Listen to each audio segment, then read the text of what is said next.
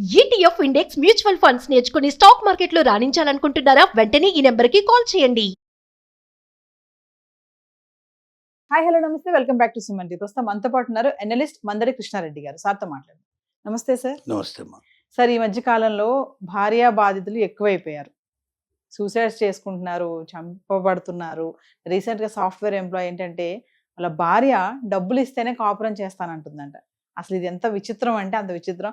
దీని బాధపడలేక పోనీ డైవర్స్ ఇద్దామా అంటే, డైవర్స్ ఇవ్వాలి అంటే నాకు ఇంత నువ్వు ఇవ్వాలి, మెయింటెనెన్స్ డబ్బులు ఇవ్వాలి అని చెప్పేసి ఒక డిమాండ్ ఉంది. ఎందుకు ఇలా తయారవుతున్నారు అంటారు? ఈ భార్యా బాధితులు ఎందుకు పెరిగిపోతున్నారు?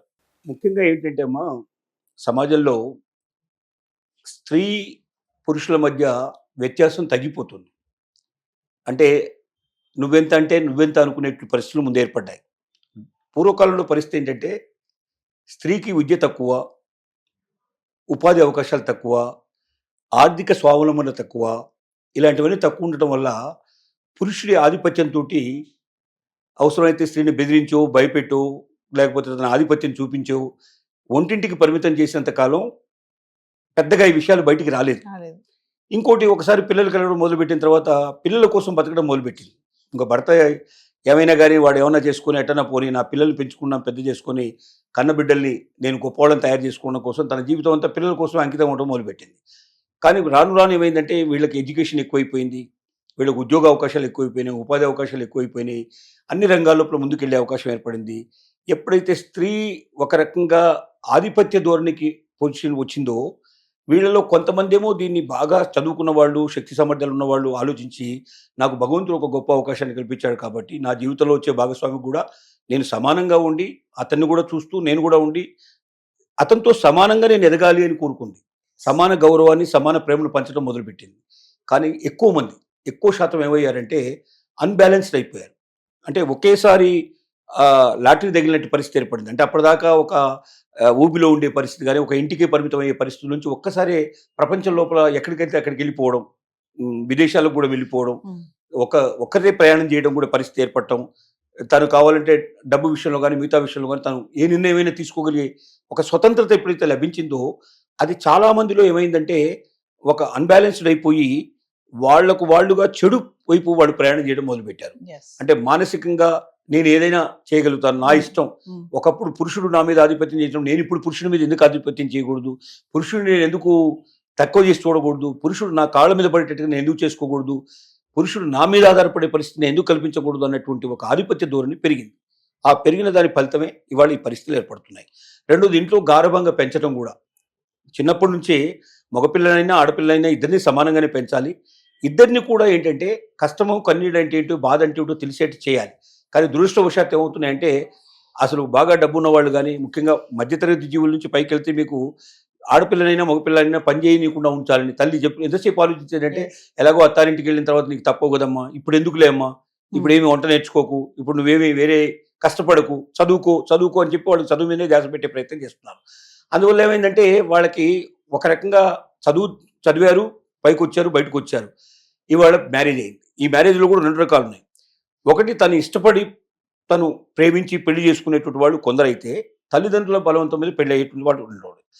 ఈ తను చూసిన సమాజం లోపల తను చదువుకున్న టైంలో కానీ, లేకపోతే ఉద్యోగం చేసే టైంలో కానీ చుట్టూ ఉండేటువంటి వాళ్ళు మగవాళ్ళతో పరిచయాలు పెరగడం, వాళ్ళందరూ ఎలా ఉన్నారో చూడడం, అందులో కొంతమంది తను ఇష్టపడటం కానీ, అలాంటివి కానీ, చిన్న ప్రేమలు కానీ, ఇట్లాంటివన్నీ చాలా జరుగుతాయి. ఇవి సహజంగా జరుగుతాయి. 190 మంది 95 మంది జీవితాల లోపల ఒక స్త్రీ జీవితంలో కొంతమంది పురుషులు కానీ, పురుషుడి జీవితంలో కొంతమంది స్త్రీలు ఒకరో ఇద్దరు ఉండడం అనేది చాలా సహజంగా జరిగే విషయం. ఈ జరిగిన తర్వాత ఏమవుతుందంటే, ఈ సంఘర్షణలో ఫలాని వాడు ఇలా ఉండేవాడిని నేను పెళ్లి చేసుకోవాలని ఒక కోరిక బలంగా పుడుతుంది. కానీ తల్లిదండ్రులు ఏం చేస్తారంటే దానికి భిన్నంగా డబ్బున్నవాడు, లేకపోతే బాగా చదువుకున్నవాడు, లేకపోతే మంచి ఉద్యోగం చేసేవాడు, జీవితంలో స్థిరపడినవాడు చూసి మ్యారేజ్ చేస్తారు. తప్పదమ్మా, ఇంకా నువ్వు ఇలా చేసుకోకపోతే కష్టం, నీ వెనక 2-3 చెల్లెలు ఉన్నారు, వాళ్ళందరికీ పెళ్లిళ్ళు కావాలని చెప్పి బలవంతంగా మొత్తం మీద తోసేసే అవకాశాలు కూడా ఇక్కడ చాలా ఎక్కువ. తల్లిదండ్రుల ఆలోచన ప్రకారంగా వెళ్లాల్సింది ఇంకా కొంతమంది పిల్లలు వెళ్తూనే ఉన్నారు. అంటే తమకు ఇష్టం ఉన్నా లేకపోయినా ఖచ్చితంగా చెప్పలేరు. చెప్తే మరి నీకు పెళ్లి కాకపోతే మరి నీ ఎట్లా, మరి మన కుటుంబం యొక్క పరువు మర్యాదలు ఏమిటనేది కూడా ఒక రకంగా బలవంతం చేసి చెప్పాలి. అలా ఇష్టం లేని వాడు జీవితంలోకి వచ్చిన తర్వాత వాడిని వదిలించుకోవడానికి మార్గాలు ఏమిటి? ఆ మార్గాల్లోనే ఇలాంటివన్నీ అంచెలంచెలుగా బయటపడుతున్నాయి. ఒకటి, ఇద్దరి మధ్య ఘర్షణ జరిగింది. ఘర్షణ జరిగినప్పుడు ఎవరో ఒకరు కాంప్రమైజ్ కావాలి. ఇద్దరు కాంప్రమైజ్ కాకపోతే ఏమవుతుంది, అది పెరిగి పెద్దదైపోతుంది. చివరికి సవాళ్ళు ఎదుర్కొనే పరిస్థితులు ఏర్పడతాయి. ఇక్కడ బెంగళూరులో కూడా శ్రీకాంత్ అనేటువంటి యువకుడు పద్మ అనే ఒక యువతిని పెళ్లి చేసుకున్నాడు. అది మామూలుగా తల్లిదండ్రులు చేసిన వివాహం ఇది. Yes. వివాహం చేసిన మొదటి రోజుల్లో కొద్దిగా ఏదో కాస్త ఇద్దరు కలిసి ఉన్నారు, బాగానే ఉంది. కొద్ది రోజుల తర్వాత ఇతని యొక్క మరి ఇతనిలో ఉన్న అసమర్థత లేకపోతే ఇతనిలో ఉన్న బలహీనతలు ఏమిటో ఆవిడ కనిపెట్టినట్టుగా ఉంది. ఆవిడ రోజు రోజుకి డామినేట్ చేయడం మొదలుపెట్టింది ఇతని మీద. చిట్ట చివరికి ఇద్దరు కొట్టుకున్నారు, తిట్టుకున్నారు, అన్నీ జరిగాయి. ఆవిడ డిమాండ్లు పెట్టడం మొదలుపెట్టింది. ఉమ్. ఆ డిమాండ్లలో ఒక డిమాండ్ ఏంటంటే రోజుకు 5,000 రూపాయలు చొప్పున నెలకి 1,50,000 రూపాయలు నాకు నువ్వు డబ్బులు ఇవ్వాలి. అప్పుడే కాపురం చేస్తాను. నువ్వు కాపురం చేయడం అనే కాదు, అసలు నేను నీ భార్యగా ఉండాలి అంటే కాపురం చేస్తున్నా లేదో దేవుడికి అది ఇంకా తెలియదు దాని సంగతి. నీకు నేను సుఖాన్ని ఇస్తాను, ఆనందాన్ని ఇస్తానని చెప్పడంలే. ఇక్కడ కాపురం చేయడం వరకు కూడా అంటే నేను నీతో పాటు కలిసి ఉండాలంటే 1,50,000 రూపాయలు నువ్వు నెలకి ఇవ్వాలి. దీంతో పాటుగా ఏంటంటే నువ్వు సూసైడ్ నోట్ ఒకటి నాకు తయారు చేసి ఇవ్వాలి. ఆ సూసైడ్ నోట్లో ఏమని రాయాలి? నా అంతటా నేను స్వచ్ఛందంగా నేనే చనిపోవాలని నిర్ణయించుకుని ఆత్మహత్య చేసుకుంటున్నాను. ఉమ్. నా భార్య దీనికి ఏమాత్రం కారకురాలు కాదు, తను చాలా మంచిది, చాలా ఉత్తమరాలు, తనకు నేను అన్యాయం చేస్తున్నాను, పోతున్నాను అని చెప్పి ఉమ్. ఒక లెటర్ తయారు చేసి ఆ లెటర్తో సంతకం పెట్టించుకొని తన దగ్గర పెట్టుకుంది. ఉమ్. ఇది అన్ని ఎప్పుడు తెలిసినాయి? పోలీస్ స్టేషన్కి వచ్చి పోలీస్ స్టేషన్లో. అతను కంప్లైంట్ చేసినప్పుడు కంప్లైంట్లో ఇవన్నీ రాశాడు. నా భార్య నన్ను ఇలా చేస్తుందండి, నాకు ఈ రకంగా పరిస్థితులు కల్పించింది, శారీరకంగా మానసికంగా అన్ని వేదన రకాలుగా గురి నన్ను చేస్తుంది. హింసిస్తోంది, నన్ను బాధ పెడుతోంది. ఇంకోటి ఏం చెప్పింది? 498 కేసు వేసేస్తా నేను, వేసేసి మొత్తం మీ వాళ్ళందరినీ, నీకు సంబంధించినటువంటి మీ చుట్టాలు బక్కాలు ఎంతమంది ఉన్నారో స్నేహితులు ప్రతి ఒక్కరిని తీసుకొచ్చి జైల్లో పెట్టిచ్చేస్తాను, వాళ్ళందరినీ కూడా హింస పెట్టిచ్చేస్తాను, నీ ఇష్టం చెప్పు అని చెప్పి అతని మీద దాడి చేసింది. ఇవన్నీ భరించలేక తను ఆత్మహత్య చేసుకోవడానికి ప్రయత్నం చేసినా కూడా చివరికి ఇలాగ ఆత్మహత్య లెటర్ తన దగ్గర ఉందండి, ఇది పరిస్థితి అని చెప్పి అతను పోలీసులకు కంప్లైంట్ ఇచ్చాడు. తను కూడా ఉల్టాగా కంప్లైంట్ కూడా ఇచ్చింది. ఇద్దరి కంప్లైంట్ ఇప్పుడు పోలీస్ స్టేషన్లో ఉన్నాయి. అది బెంగళూరులో నడుస్తున్న కథ. కానీ చాలా కథలు పోలీస్ స్టేషన్ రాకుండా ఇంటి దగ్గర కూడా ఇలాంటివన్నీ జరుగుతున్నాయి. అంటే ఇంత జరుగుతాయా, ఇంతకన్నా ఎక్కువ జరుగుతాయా, ఇంతకన్నా తక్కువ జరుగుతాయి, కానీ చాలా మంది బయటకు వచ్చి చెప్పుకొని కూడా చెప్పుకోలేరు. ఎందుకంటే ఇలాంటివి బయట చెప్తే వాళ్ళ కుటుంబాలన్నీ కూడా బాధపడతాయి. 2 కుటుంబాలు కూడా బాధపడే అవకాశాలు ఉన్నాయి. రెండోది, అసమర్థుడైన భర్తగా చిత్రించబడతాడు Yes. మార్కెట్లోకి వచ్చిన తర్వాత. రెండోసారి ఈవిడ వదిలిపెట్టిన రేపొద్దున ఇంకొకరిని మ్యారేజ్ చేసుకోవాలనుకున్నా కూడా అక్కడికి వచ్చి ఈ సమస్యలు ఏదో అదే లేవు. ఇది ఇంత జరిగింది వీళ్ళ మధ్య, వీడి దగ్గర ఏ తప్పు లేకపోతే ఆ అమ్మాయి అట్లాగా చేస్తుందా? ఇప్పుడు కొంతమంది పోలీస్ స్టేషన్కి వచ్చి చెప్తున్నారు కాబట్టి మనకి ఇప్పుడు బయటపడుతుంది. బయటపడుతుంది. పోలీస్ స్టేషన్ రాని కేసులు ఎన్ని ఉన్నాయో, ఉమ్. ఎన్ని జీవితాలు ఏం జరుగుతున్నాయో.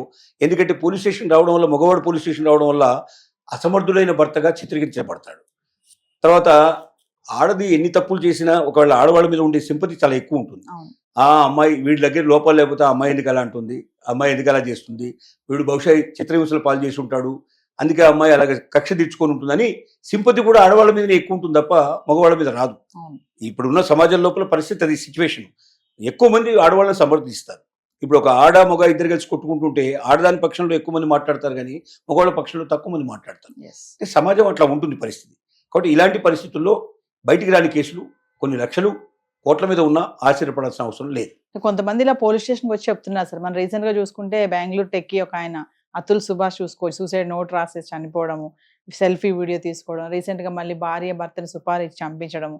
అంటే ఇదంతా కూడా ఒక కోణంగా చూసుకుంటే తల్లిదండ్రులు తప్పు కూడా ఉంది అంటే ఏమంటారు సార్ ఇందులో? మీరు ఇందాక అన్నారు అమ్మాయిలు ఇంకా ఆరాభంగా పెంచుతున్నారు అని చెప్పేసి కదా, మరి దీనికి తల్లిదండ్రులు కూడా ఒక రీజనే అంటే? తల్లిదండ్రులు తప్పనిసరిగా దీనికి బాధ్యులవుతారు. తమ పిల్లల పెంపకంలో జాగ్రత్త పడాలి. మనం పిల్లల్ని ఎంత సుఖంగా ఉంచాలని పెంచుతామో అంత వాళ్ళని మనం ఇబ్బందుల పాలు చేసినట్టు అవుతుంది. సుఖం కాదు, కష్టం వచ్చినప్పుడు, బాధ వచ్చినప్పుడు, కన్నీళ్ళు వచ్చినప్పుడు తట్టుకోవడం ఎట్లాగనేది మనం నేర్పిస్తేనే ఉంటుంది.